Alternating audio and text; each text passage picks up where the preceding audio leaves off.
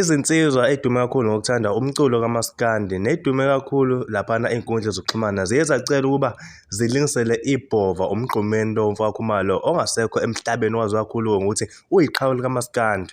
La madoda lawa awachithanga sikhathi athe mayecelwa nje ukuba alingisele uMgqumeni agxuma ahlala amshaya nje njengoba enjalo ecula ingoma yakhe live. Abathandi nabalandeli bakaMgqumeni bavele bamkhumbula emva kokuba lezi nsizwa lezi zidlaye ulive ngengoma yakhe. Awubuke le video.